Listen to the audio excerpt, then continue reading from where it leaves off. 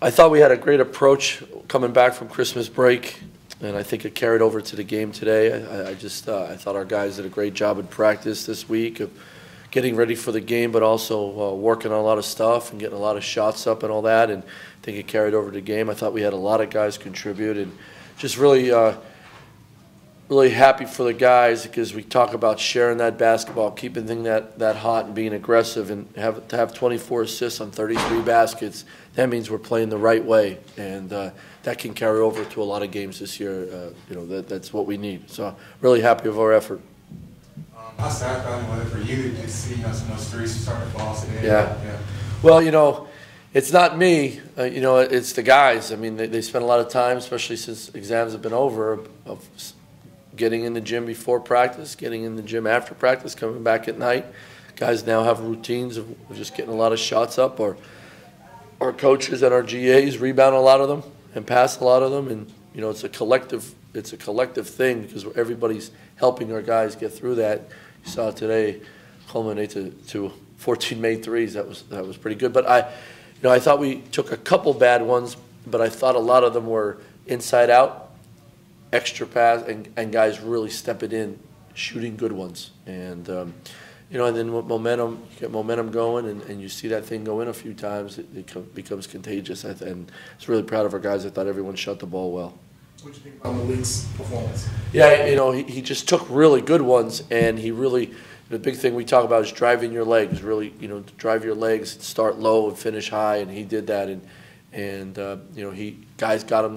Guys were looking for him when he was feeling it. Guys were looking for him, and he took good ones. And when you take good ones and you're a good shooter like Malik, they're going to go in. And really proud of him. Really happy for him. Is that something you felt like, kind of with the different looks there, you guys defensively, you felt like you could kind of take advantage of as far as shooting some of those threes? Yeah, they changed up their defense a little bit, their matchup to man-to-man, and then they were blitzing some ball screens. So when we threw it out of the ball screen, we just had some open. The ball was hot. We kept it moving.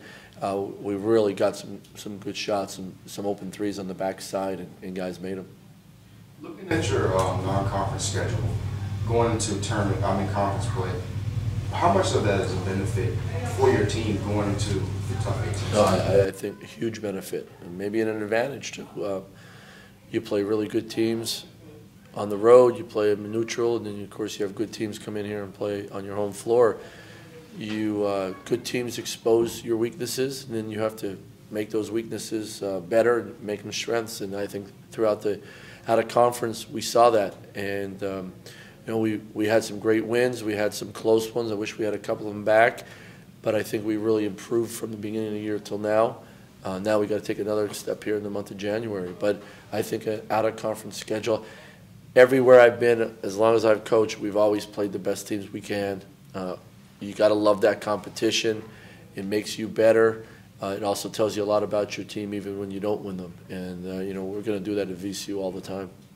You mentioned the assists. Jerry Ansi and Vince have 6 apiece. Is that something those guys you feel like can do even more as far as getting other guys distributing the ball and stuff like that? Well, just like made threes, I think assists become contagious too. When you see, I thought Marcus Evans had some great, I call them hockey assists, where he made some great passes that led to DJ or Vince or Sean throwing it to somebody making a three or throwing in the basket. I thought he played with great pace today.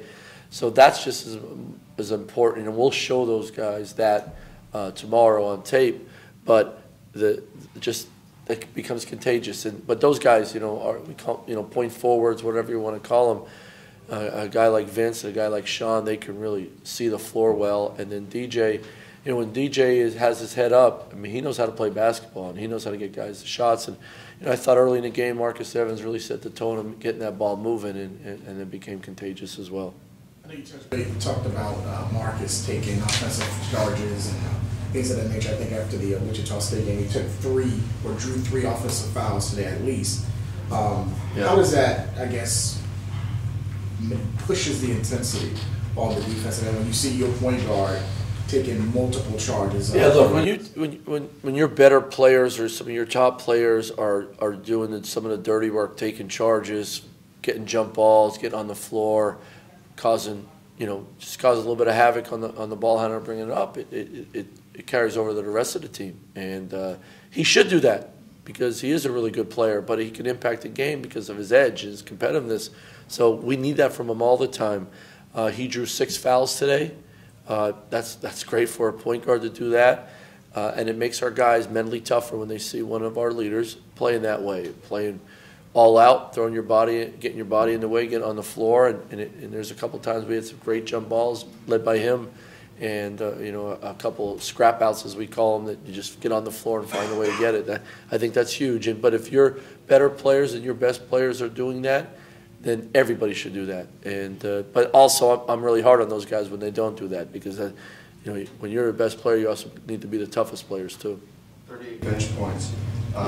Just talk about that and what that means for you coming down the next few months, and what makes you proud about that. Well, we talk about having an army. We talk about having guys that can step in at any time of the game, no matter how much they sat on the bench. When they come in, they're ready to go, and they're going to be aggressive. And it's how we play every day in practice.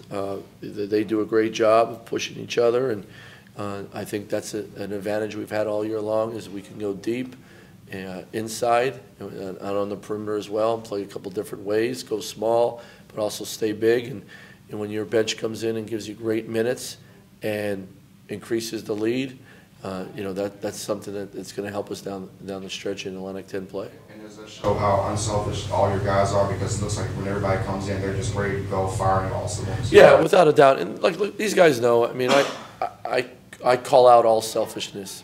You can't be a championship team. You can't win big games if you become selfish. Now, we talk about selfish winners and selfish competitors, meaning you want to win so bad.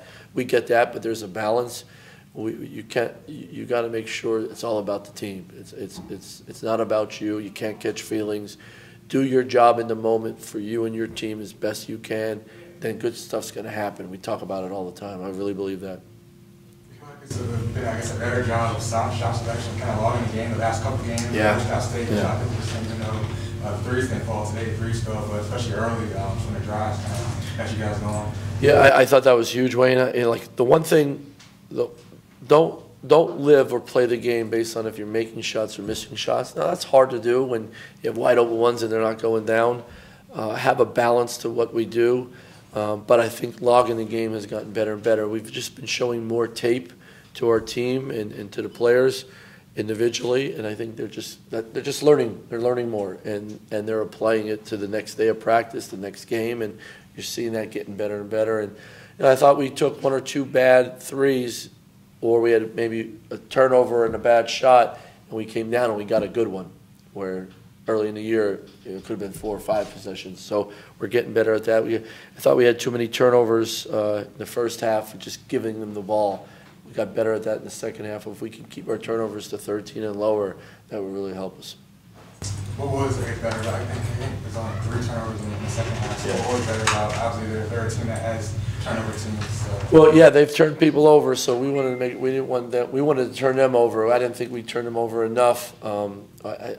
They're as you guys all know. I mean, they have a really good offense. They have guys that can score and make shots. And I didn't think we guarded the 3 as well today. Thought we fouled them too much, but we can get a lot better with that. Even if we don't turn people over, we can stop them. And we need to find a balance of let's turn people over, but not give up easy ones. And we'll get better at that. But when we don't turn it over and we're playing solid defense, that's a huge advantage for us.